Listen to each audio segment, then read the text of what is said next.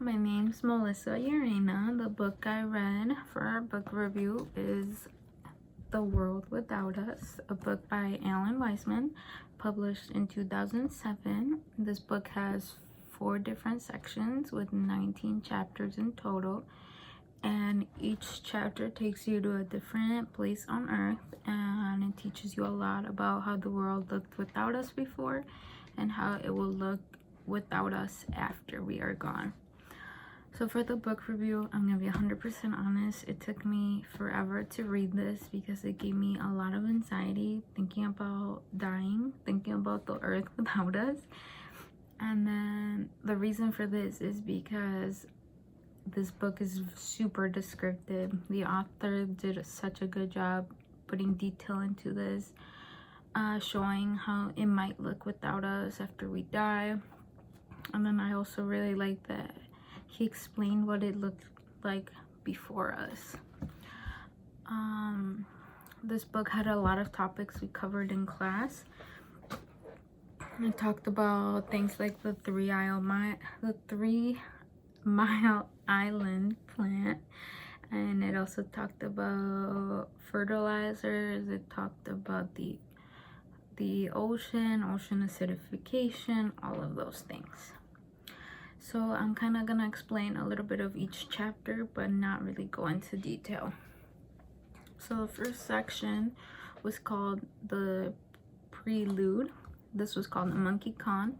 This section was about the tribe, the Sapara Indians. They were descendants from the spider monkeys. They lived in the Amazonian.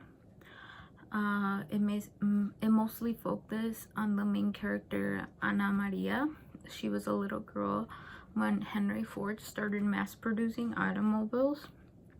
So then Europeans came to work and they took advantage of the men there and the women.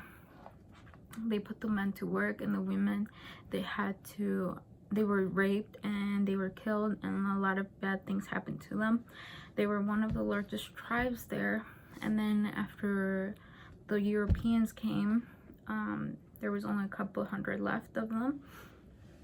So then the author goes on to say how, like, if this could happen to them, what tells you that something like that can't happen to all of us? So then the next chapter is chapter 1. This is called A Lingering Scent of Eden. It's about a forest called the Viatowiza Paskaza. Sorry. This is a forest protected by the Soviet Union. This forest hasn't seen any humans in a long time. So this forest has a 500-year-old oak tree, and the reason for this is because humans aren't allowed to go in there. So then there's a lot of biodiversity, and a lot of different species are like there that we don't have anywhere else in the world. So the author thinks that if this place can have all that without humans there, then without us here or anywhere else, a lot of places would go back to that. So then the second chapter is about our homes. What is going to happen to our homes when we are gone? The author talks about how slowly they will fall apart. Animals will come into our homes, basements will flood, pipes will burst, all of those things.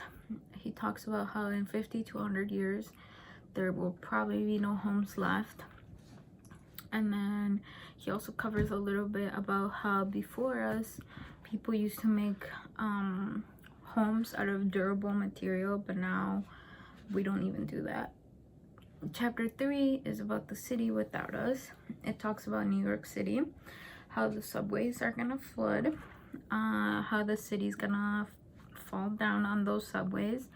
It talks about how Manhattan's gonna become an island again, and then it talks about the city burning, the buildings falling apart, having stronger hurricanes, all those things.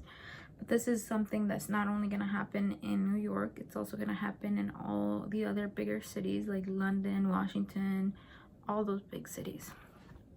Chapter 4 is about the world just before us. That's the name of it.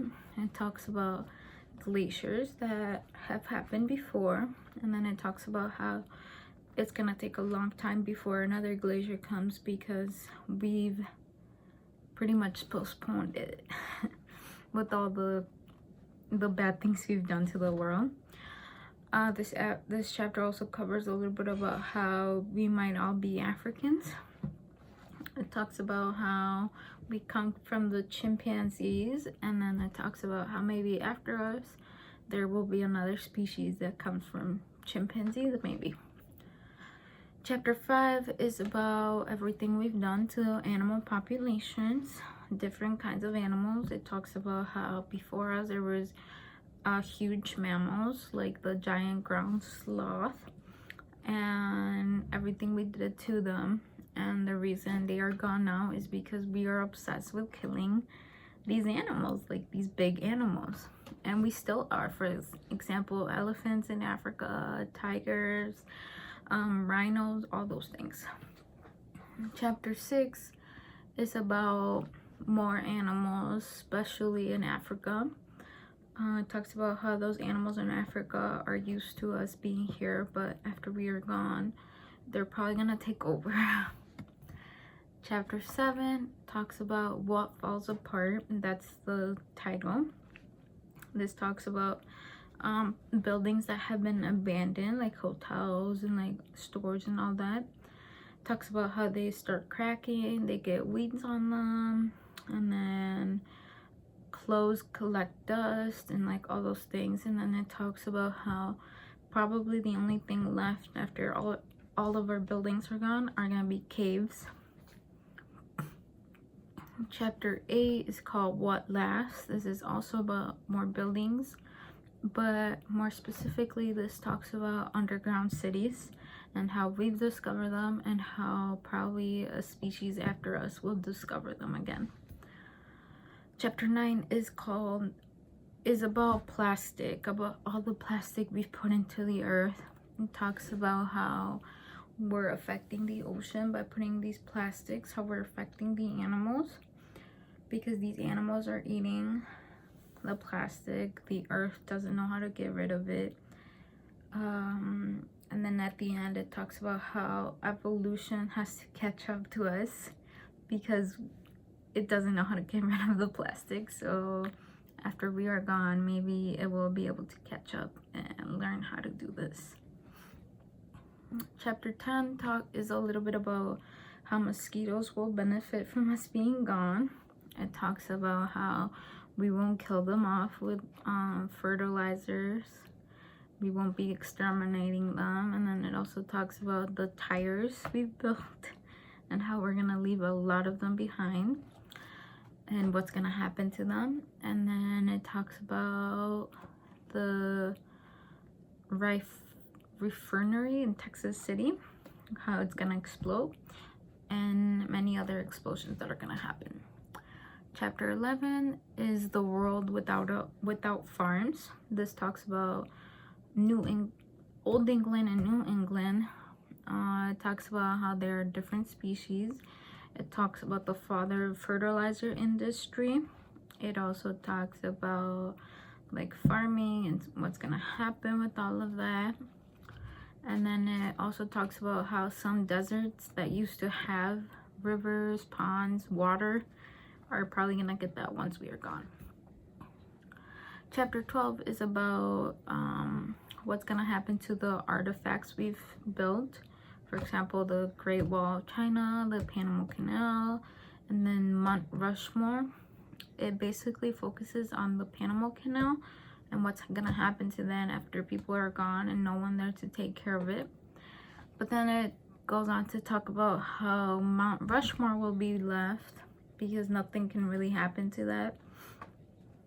And then the next species that discovers that place is probably gonna wanna learn about who the presidents were and what they did and why they are there. Chapter 13 is about how without us there's gonna be no more wars. So then it talks about how different places have been affected without wars and with wars.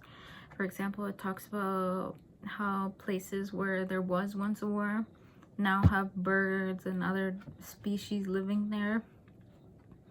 So then at the end, the author says that the world without us will look like it did before us, like a wilderness, because we won't be like affecting it as much anymore. Chapter 14 is called Wings Without Us. This is about birds, what we've done to birds. It focuses on how we've affected them by having windows, having power lines, having cell phone towers, and even just having cats. Like all the bad things we've done to birds, because they get attracted to those things. Cats kill them. So we've killed a lot of birds the time we've been on this earth. And the author talks about how when we are gone, they might be able to survive a little more. Chapter 15 is about nuclear power plants and what will happen without us here. It also talks about the ozone layer and how it won't heal until 2016. This is a section that talks about the Pennsylvania 3 Mile Island plant. It talks about how animals are going to be affected once these plants like explode or whatever is going to happen to them without power, without humans, without anything. Chapter 16 is a little bit about the Mayan civilization. It talks about how they disappeared, how no one knows anything about them. So that's probably going to happen to us too if there's nothing of us left here. This chapter talks about a little about how there's no way to predict what is really going to happen to us. We just have to keep going, and that's it. Chapter 17 is called Where Do We Go From Here? This is about how the animals are gonna be without us. Some animals aren't gonna care that we're gone. Some animals aren't gonna miss us. But animals like dogs or horses are gonna miss us because they depend on us. But then other animals like bacteria, lice, they'll probably be gone without us because they depend on us also. And then it also goes a little into what happens to us after we are dead and we are buried. And then chapter 18 is about art, what's gonna happen to our art, our different forms of art. Some sculptures might survive because they're made out of different materials. Photos that we have protected will probably get ruined because there's gonna be nothing to protect them anymore. And then it talks about how the only form of art that might survive after we are gone is music. And we've tried to make some of these things survive by sending them to the space and spacecrafts. We've sent pictures of us, music, a lot of things, but no one knows if anyone has seen them. It's still basically traveling in space. Chapter 19 is called The Sea Cradle. This is about how the ocean is gonna be without us. It talks about us not really knowing what's in the ocean. It talks about us affecting sharks, coral reefs, a lot of different things we've done to the ocean. But then at the end, it also says that when we are gone, the ocean might recover from all the things we've done to it because it's such a big place. The last section is called Coda, Our Earth, Our Souls. This section is about how different religions see this whole thing about us being gone. It talks about how some religions think that it's meant to be, like God planned this. Other religions think that we're gonna come back. Who knows? But then the author goes on to talk about how we have to take care of the earth right now. We have to reduce our population. We have to start like taking care of it, trying to get rid of all the bad materials we put into it, all those things. And then at the end, it just says that maybe one day we might come back and maybe someone will remember us.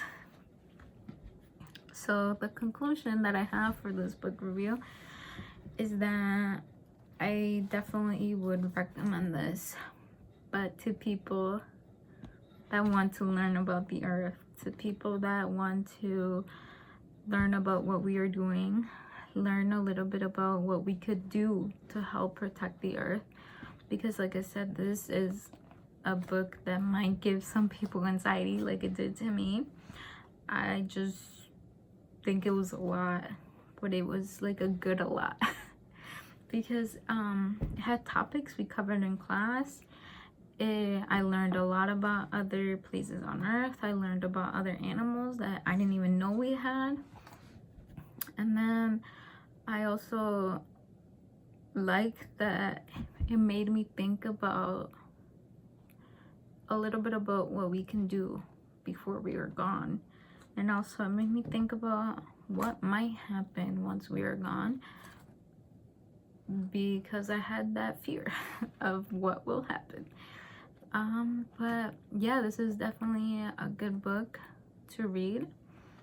The audience is definitely someone with an open mind, someone that wants to learn. And yeah, this made a really big impact on my life.